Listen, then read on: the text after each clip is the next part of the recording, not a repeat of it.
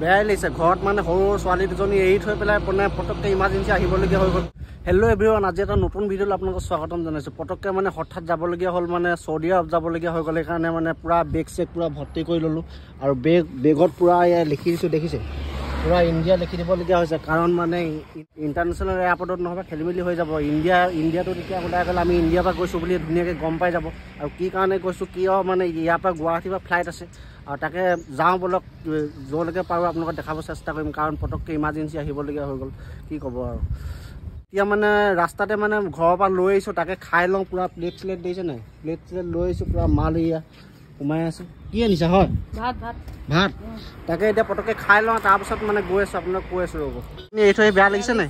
লাগিছে, কি কৰিবা এতিয়া, যাব আহিবলগীয়া হ'ল এতিয়া ইমাৰ্জেঞ্চি। ধুনীয়াকৈ খাই মেলি এতিয়া আহি আছোঁ আৰু মানে কি হ'ল, বতৰটো আজি যিকি নহওক ভাল। মানে বৰষুণ দিলে বৰষুণেই দি থাকে অসমত, মানে ৰ'দ দিলে ৰ'দেই দি থাকে। মানে বতৰটো ট্ৰেণ্ডিঙত চলা নিচিনাকৈ চলিব ধৰিছে আজিকালি মানে। আৰু আজি বতৰটো বৰ ধুনীয়া, একদম ইমান গৰমো নহয় ঠাণ্ডাও নহয়, একদম ধুনীয়াকৈ গৈ আছোঁ। মুঠতে গুৱাহাটী পাবগৈ লাগে, গুৱাহাটীৰ পৰা ফ্লাইট আছে, মানে গুৱাহাটী ধুনীয়াকৈ পাই গ'লে টেনশ্যনটো নাই আৰু। বতৰটো আজি ভাল হৈছে বুলি কৈছিলোঁহে, কিন্তু নহয়। দেৰগাঁও পাৰ হৈ পেলাই পূৰা এতিয়া বৰষুণ, চব পূৰা বৰষুণ দি দিলে। মানে ৰ'দো দিছে বৰষুণো দিছে, ঘৰিয়ালৰ বিয়া হোৱা নাই আৰু আমি গৈ আছোঁ। এতিয়া কথাটো এয়া টোপনি দেখিছে, এয়া টোপনি। ল'ৰা ছোৱালী এৰি থৈ আহিছে, ছোৱালী দুজনী এৰি থৈ আহিছে, মাকে টোপনি মাৰি আহিছে। আচলতে আমি দুইটা আহিবলগীয়া হ'ল, মানে কি হ'ল, ছোৱালীকেইজনী মানে নানীয়েক দাদীয়েক মানে হাতত মানে ধুনীয়াকৈ আছে আৰু সিহঁতৰ ওচৰত মানে দুদিন নহ'লে 10 দিন থাকিলেও আমনি নকৰে, সেইটো কথাই ভাল আৰু। সেইকাৰণে ধুনীয়াকৈ ফ্ৰীকৈ এতিয়া আমি আহিব পাৰোঁ। এতিয়া ল'ৰা ছোৱালী মানে দেখিছে, সেই ক'ব নোৱাৰে, ছোৱালী দুজনী যে এৰি থৈ আহিছে খবৰ নাই, কিন্তু মোৰ মনত পৰি আছে, মোৰ লগত লাগি থাকে যে। আহি পালোহি বোকাঘাট, আৰু বোকাঘাট মানে পালেহি মানে পেৰালৈ মনত পৰে। সেইকাৰণে চাহ অকণমান খাই লওঁ ধুনীয়াকৈ। খাইছেনে পেৰা? খাই লওক পেৰা। আৰু মামীয়ে খাই আছে, মোমা খাই আছে। আমাৰ ফালে ইমানেই মানে ৰ'দ, আৰু এইফালে চব মানে যিমানেই আহি পাইছে কাজিৰঙা পাবহি হ'ল, একদম বৰষুণ চাওক, একোৱেই নেদেখে। পাই গ'লোহি কাজিৰঙা। আৰু আপোনালোকে ভাবিছে ল'ৰা ছোৱালী এৰি ঘৰত এইকেইটা ক'ত চৌদি আৰব গৈছে, কিন্তু আচলতে আমি নাযাওঁ। মানে কি, আমাৰ মামা আৰু মামী যাব আমাৰ পবিত্ৰ স্থান মক্কা মদিনা, তাত নিজৰ হজটো আদায় কৰিব যাব। আৰু তাকে আমি আগবঢ়াবলৈ আহিছোঁ গুৱাহাটীলৈকে, আৰু তাকে যে অকণমান সুবিধা পাইছোঁ আগবঢ়াবলৈ, আৰু ইমান এটা পবিত্ৰ স্থানত যায়, তাকে আমাৰ মানে সৌভাগ্য বুলি ক'ব লাগিব। মামা কেনেকুৱা লাগিছে? ইমান যে এটা ধুনীয়া অনুষ্ঠানলৈ আপুনি যাব, অনুভৱ কি? অনুভৱটো এনেকুৱা আৰু, তালৈ ভাল জেগাত যাবলৈ পাইছোঁ, আল্লাহৰ দাৱত আছে, ঠিকেই তালৈ যাব পাইছোঁ, এই সৌভাগ্য বুলি নিজকে ভাবিছোঁ। আৰু মামী ভাল লাগিছে, আল্লাহৰ দাৱত পাইছোঁ, আল্লাহক শুক্ৰিয়া আদায় কৰিছোঁ। আল্লাহে যে সকলো মুমিন মুছলমানক এই পবিত্ৰ স্থান দৰ্শন কৰে, আমি আল্লাহৰ ওচৰত দোৱা কৰিম, আল্লাহে তোমালোককো যাতে নিব পাৰে, নিয়ক, আল্লাহে কবুল কৰক। আপোনালোকক আশীৰ্বাদ কৰিব, কাৰণ এটা 40 দিনীয়া যাত্ৰা, এই 40 দিনীয়া যাত্ৰাত যাতে মমা মামী ধুনীয়াকৈ মানে ঘৰলৈ ঘূৰি আহে নিজৰ কাম কৰি মেলি। তাকে এতিয়া আমি যাওঁ, গুৱাহাটীত থমগৈ, আৰু আজি নাযায়। আৰু গুৱাহাটীত প্ৰথমে এতিয়া পাছপৰ্ট ল'ব লাগিব, তাৰপিছত ভিছা, এইবিলাকৰ কাম আছে, আৰু কিছুমান তাত কৰিবলগীয়া কৰণীয় কিছুমান কাম আছে। সেইকাৰণে কালিহে মানে আমি এতিয়া ডাইৰেক্ট এয়াৰপৰ্ট যাওঁ। আৰু এয়াৰপৰ্টৰ ভিডিঅ'টো বেলেগ হ'ব, আপোনালোকক দেখাম, তাত কেনেকুৱা পৰিৱেশ সকলো ক'বলৈ চেষ্টা কৰিম। এতিয়া ডাইৰেক্ট গুৱাহাটী গৈ আছোঁ, আৰু প্ৰথমে এতিয়া কাজিৰঙা পাৰ হৈ আহি আমাৰ যিবিলাক শিৱসাগৰ ফালৰ পৰা যিমানখিনি মানে হজযাত্ৰী আহে, সকলোলৈকে মানে দুপৰীয়া আহাৰটো মানে ইয়াত মানে তেওঁলোকে দাৱাত দিয়ে, এই কটুৰি নহয় জানো? অঁ, এতিয়া কটুৰিতে আমি মানে ধুনীয়াকৈ দুপৰীয়া মানে ভাতটো খাই ল'ব লাগিব, কাৰণ যিমান হজযাত্ৰী আহে আমাৰ ফালৰ পৰা সকলোকে মানে ইয়াত মানে খাবলৈ দাৱাতটো দিয়ে নে কি? মমা মামীহঁতক যে মই আগবঢ়াবলৈ যে গুৱাহাটীলৈকে যে আহিবলৈ যে পাইছোঁ, এইটো এটা মানে শুভযাত্ৰা, মানে বহুত ভাল লাগিছে দেই মনটোত, মানে কি ক'ম আৰু। আহি পালোহি এতিয়া ৰহা, আৰু ৰহাত মানে এতিয়া অ'টোটো নগাঁৱৰ পৰা এতিয়া ধুনীয়াকৈ চলাই আহিলোঁ। ৰাস্তাটো ইমানেই ফ্ৰী নহয়, কি ক'ম আপোনালোকক, হ'লে কি হ'ব এতিয়া। ৰাস্তাটো ধুনীয়া কৰাৰ কাৰণে চৰকাৰক দিবই লাগিব পইচাটো, এটা পয়সা ল'ব টোল গেট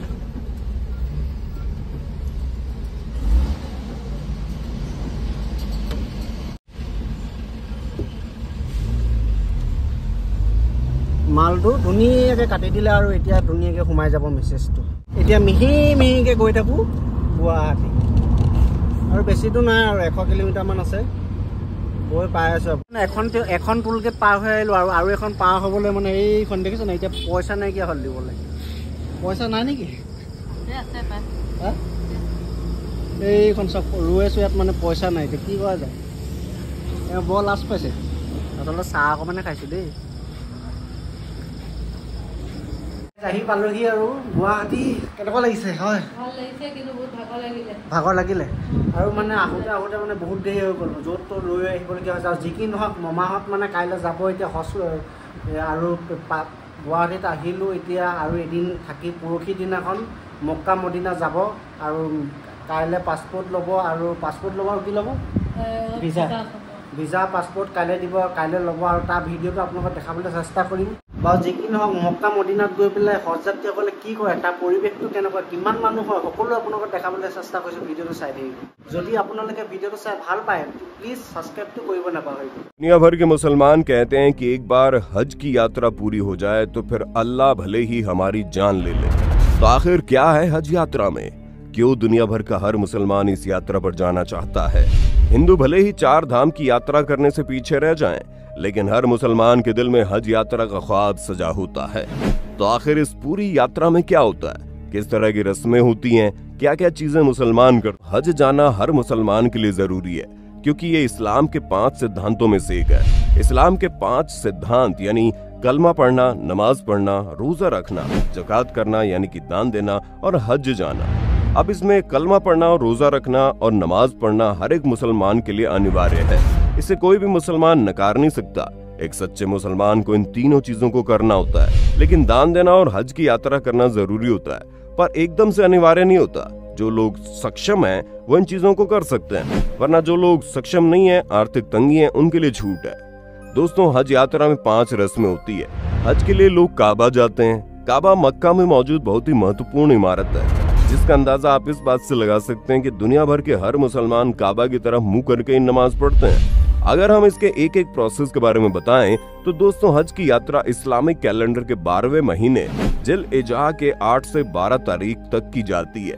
ये वो महीना है जो मुहर्रम वाले महीने से पहले पड़ता है जिस दिन हज यात्रा पूरी होती है वो ईद उल अजहा यानी बकर ईद वाला दिन होता है वैसे हज के अलावा भी मुसलमानों की एक धार्मिक यात्रा होती है जिसे उमरा कहा जाता है आपको बता दें उमरा और हज की रस्में लगभग एक जैसी होती है बस फर्क इतना है कि हज बकर ईद वाले महीने में किया जाता है जबकि उमरा साल के किसी भी महीने में किया जा सकता है 7वीं शताब्दी से हज को इस्लामिक पैगंबर हजरत मोहम्मद के नाम से जोड़कर देखा जाता है लेकिन मुसलमानों का मानना है कि यात्रा हजारों साल पुरानी है जहाँ इस्लाम में जिन नबी का जिक्र हुआ है इब्राहिम उनके जमाने से चली आ रही है दोस्तों हज की पहली रस्म है एहराम बांधना यानी खास तरह की पोशाक पहनना दोस्तों असल में ये पोशाक 2 चादरें होती है जिन्हें शरीर के चारों तरफ लपेट लिया जाता है बस मुस्लिमों को ये ध्यान रखना होता है कि एहराम के बाद वो अपने शरीर के किसी भी हिस्से का कोई बाल वगैरह नहीं हटा सकते शरीर में कोई इत्र वगैरह नहीं लगा सकते यानी उनका शरीर पूरा जैसा है वैसा ही रहना चाहिए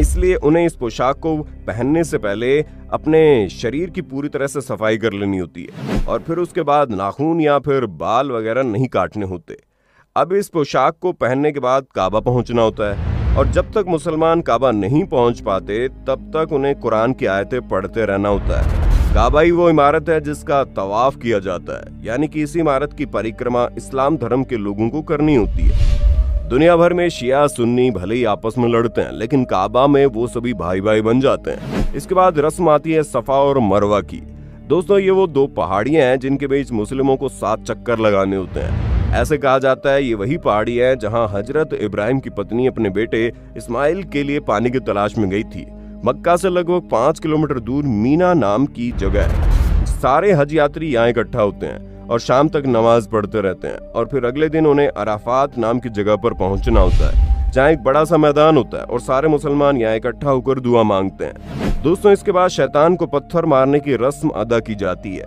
अराफात से जब सारे मुसलमान मीना लौटते हैं और यहाँ पर 3 खंबे बने होते हैं जिन्हें शैतान समझा जाता है और इसी शैतान को समझकर हज यात्री पत्थर मारते हैं। मान्यताओं के अनुसार ये वही जगह है जहाँ हजरत इब्राहिम को वो शैतान मिला था जिसने उन्हें अल्लाह का आदेश मानने से रोकने की कोशिश की थी। वो इब्राहिम को बहकाने की कोशिश कर रहा था और उसी शैतान को याद करते हुए लोग उसे पत्थर मारते हैं ताकि कोई भी उन्हें अल्लाह का आदेश मानने से रोक न पाए, फिर चाहे वो बाहर का शैतान हो या फिर उनके अंदर का शैतान। अरबी भाषा में इस पूरी प्रक्रिया को रमी जमारात कहते हैं। शैतान को पत्थर मारने के बाद जानवर की कुर्बानी की रस्म होती है। आमतौर पर भेड़, बकरी या फिर ऊंट की कुर्बानी दी जाती है क्योंकि मान्यताओं के अनुसार हजरत इब्राहिम ने अल्लाह का आदेश मानते हुए अपने बेटे को, जो कि उनकी सबसे प्यारी चीज है, उसे कुर्बान किया था और उसी को याद करते हुए मुसलमान जानवरों की कुर्बानी देते हैं। पहले लोग खुद ही अपने जानवर खरीद कर लाया करते थे और उनकी कुर्बानी करते थे, लेकिन अब सऊदी अरब में काफी अच्छा सिस्टम हो गया है। वहाँ की सरकार ने एक ऐसा सिस्टम तैयार किया है जिसमें हज यात्रा करने वाले लोगों को एक ऑफिस मिलता है जिसमें उनको टोकन लेना होता है और उन्हें जिस जानवर की कुर्बानी देनी होती है वो उसका पैसा जमा करा देते हैं। टोकन लेकर आगे बढ़ जाते हैं और फिर उनके नाम पर उनकी तरफ से जानवर की कुर्बानी दे दी जाती है और फिर उन्हें मैसेज के जरिए बता दिया जाता है। दोस्तों, इस्लाम की मान्यताओं के अनुसार जिस जानवर की कुर्बानी दी जाती है उसके 3 हिस्से किए जाते हैं, जिसमें से एक हिस्सा हज यात्री खुद खा सकता है, बाकी दोनों हिस्से गरीबों को दान दिए जाते हैं। इसके बाद जो आखिरी रस्म होती है वो होती है बाल मुंडवाने की। जो पुरुष होते हैं उन्हें इन सारी रस्मों के बाद अपने बाल मुंडवाने होते हैं और जो महिलाएं होती हैं उन्हें अपने थोड़े से बाल कटवाने होते हैं। बिना इस रस्म को निभाए हज की यात्रा पूरी नहीं मानी जाती, इसलिए जो लोग हज की यात्रा के लिए निकलते हैं वो पहले से ही तैयार रहते हैं कि उनके बाल पूरी तरह से चले जाएंगे। अपने बाल मुंडवाने के बाद सभी मुसलमान काबा में एक बार फिर से इकट्ठा होते हैं। वहाँ पर इस इमारत की परिक्रमा करते हैं, यानी उसके चक्कर लगाते हैं और काबा की आखिरी परिक्रमा के बाद एक व्यक्ति की हज यात्रा पूरी हो जाती है।